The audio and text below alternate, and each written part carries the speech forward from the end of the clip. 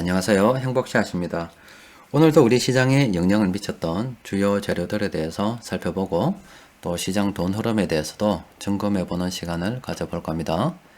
요즘 우리나라뿐만이 아니라 전 세계 주식시장을 이 트럼프 대통령이 가지고 놀고 있습니다. 미중 무역 협상 관련해서 이번에는 또 이런 이야기를 했답니다. 중국 보고 나는 전혀 급하지 않다. 급해도 중국 너희들이 급하지 나는 급하지 않아. 내년 대선까지 기다려도 괜찮다. 이런 이야기를 했대요. 자, 이 미국과 중국의 무역 협상을 바라보는 이 투자자들 입장에서는 갑자기 뜬금없이 저런 이야기 튀어나오니까 이게 뭔가 싶을 거 아닙니까? 지금 투자자들은 지난 8월부터 시작해서 적어도 미중 무역 협상이 어느 정도 완전한 합의까지는 아니더라도 스몰 딜 정도는 이루어지지 않을까, 이루어질 것이다, 그런 전제하에 여기까지 왔단 말이에요. 근데 홍콩 인권법 서명해버리고 그래서 지금 미국과 중국 사이의 관계가 조금 소원해지고 또 트럼프 대통령이 저렇게 내년 대선까지 가도 괜찮다 해버리고 급기야 오늘은 또 위구르 인권법이 미국 하원을 통과했어요. 그러다 보니 중국이 또 강력하게 반발하고 나서면서 보복 이야기까지 또 꺼냈다 이 말이죠. 그러다 보니 이제 와서는 야 이거 뭐 스몰딜은 되겠나? 이런 의구심이 점점 더 커질 거 아닙니까? 그렇다 보니까 지금 이런 어떤 정치적인 논리에 의해서 참 시장 피곤하게 끌어가고 있습니다. 미중 무역 전쟁이 시장에 영향을 미친 지가 몇 년입니까? 참 피곤해요. 자, 여튼 저 홍콩 인권법 관련해서 우리가 조금 더 관심을 가지고 좀 지켜봐야 될 부분이 하나 있는데, 여튼 저 홍콩에서 움직이는 돈이 굉장히 많습니다. 홍콩의 어떤 글로벌 대형 투자회사들이 아시아 뭐 지사를 두고서 뭐 그쪽에서 한국 쪽으로 자금을 쏘거나 뭐 중국 쪽 아니면 뭐 일본 쪽 이쪽으로 돈을 쏜다 이 말이에요. 근데 저 홍콩이란 것이 위치가 어떠냐면은 1992년도에 홍콩 특별법을 미국이 만들었습니다. 그때 미국과 중국이 서로 관계 개선하고 일을 해나갈 때 홍콩을 하나의 매개체로 삼아서 홍콩한테 굉장한 특혜를 많이 줬죠. 중국은 홍콩을 경유해서 미국이나 다른 쪽으로 막 투자를 하고 이렇게 끌어나갈 수가 있었습니다. 특히 홍콩 같은 경우는 달러하고 연동이 되어서 홍콩 돈이 움직이기 때문에 환차손 환차익 그런 게 없습니다. 우리는 뭐 이렇게 뭐 원화를 가지고 달러로 바꿀 때 아니면 또 달러를 가지고 원화를 바꿀 때 이렇게 그 환율의 상승의 변화에 따라서 어떨 때는 돈을 잃기도 하고 어떨 때는 돈을 딸기도 하고 뭐 그렇잖아요. 홍콩 그런 거 없어요. 그냥 바로 교환됩니다. 그런데 그동안 취해왔던 우대 조치를 홍콩 인권법 통과로 인해서 앞으로는 뭐 1년 단위로 심사하겠다 이렇게 가버렸잖아요. 그러면 이제 더 이상 어떤 홍콩을 통해서 중국한테 우대 조치를 안 해주겠다 이런 거하고도 사실 똑같아요. 물론 대통령 재량이 굉장히 큰 법이긴 합니다만은 그렇게 홍콩을 갖다가 만약에 미국이 특별 대우를 해주지 않는다면 지금 홍콩에 있는 투자회사들 입장에서는 굉장히 좀 곤욕스러울 거 아닙니까? 이제는 좋은 시절 끝났다?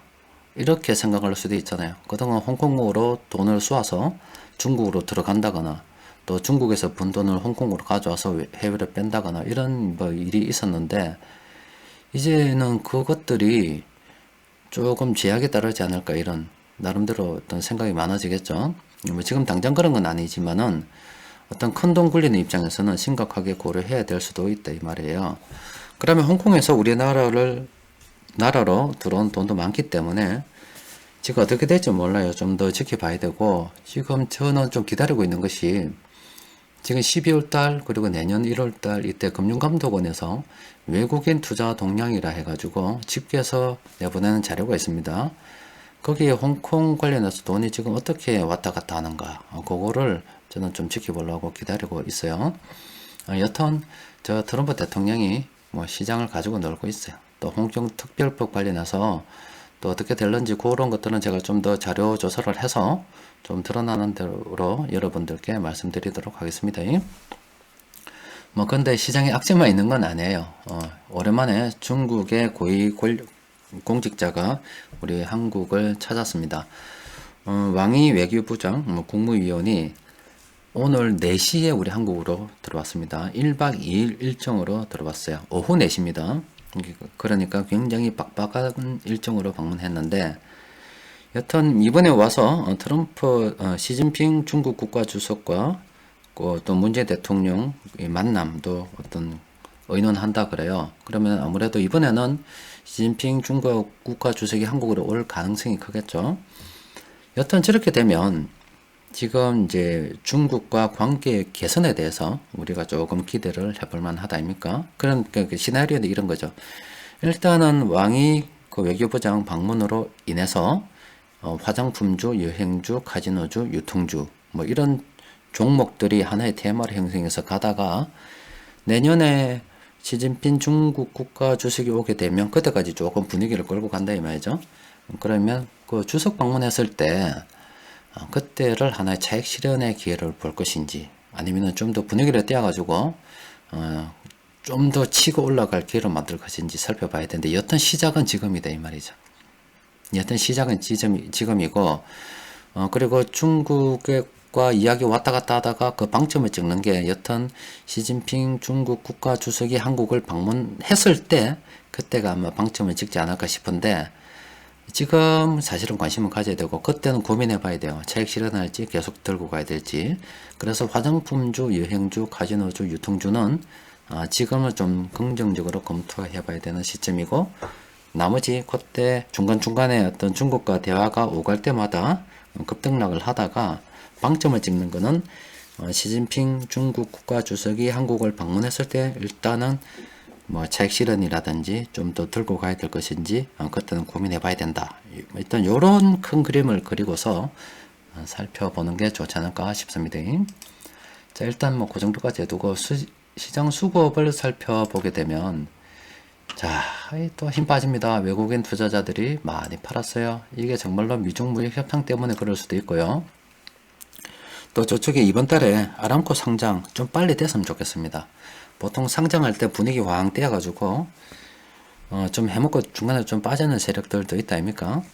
그래서 사우디에서 돈 좀 벌어가지고 들고 오면 좋겠는데 사우디의 아람코 때문에 빠지는 건지 참 외국인들이 밑도 끝 없이 한국 팔고 있습니다. 정말로 한국이 안 좋아서 파는 건지 참 피곤하죠. 자, 여튼 외국인들이 저렇게 팔고 있으니 시장이 엉망일 수밖에 없겠죠.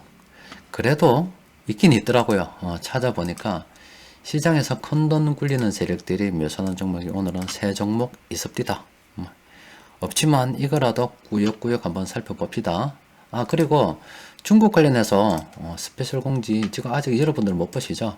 자, 한번 정리해 드릴게요. 예전에도 한번 정리해 드렸는데 여행주 관련해서는 모두 투어 하나 투어, 화장품주는 아모레 퍼시픽, 아모레 G, 토니모리, 에버시엔시, 카지노주는 GKR 파라다이스, 강원랜드는 아닙니다만 하나 끼워주고요.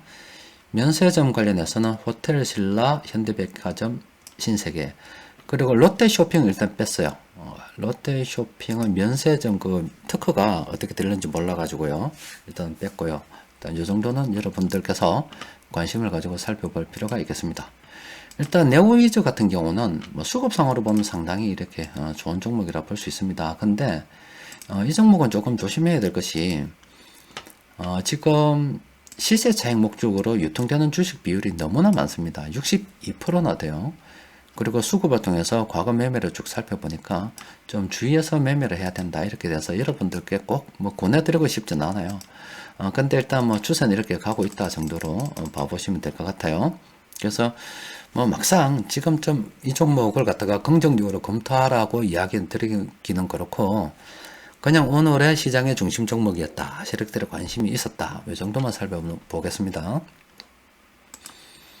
그리고 ST팜 같은 경우는 상당히 괜찮게 올라가고 있습니다. 세력들이 매수하면서 상당히 괜찮게 올라가는데 사실은 이 종목도 그렇게 권할 만한 상황은 아닙니다. 일단은 뭐 앞서 본 네오 위저보다는 실세 차익 목적의 유통 주식 비율이 27%니까 굉장히 작아요. 하지만 매매 전략 유효성 평가가 상당히 좀 조심해야 된다 이런 나오고 있어요. 수급 분석표를 살펴보면 일단은 뭐 개인들의 비중이 엄청 커요. 그래서 세력들이 좀 일치 단결해야 갈 수 있는 그런 상황인데 최근에는 세력들이 일치 단결해서 가고 있습니다.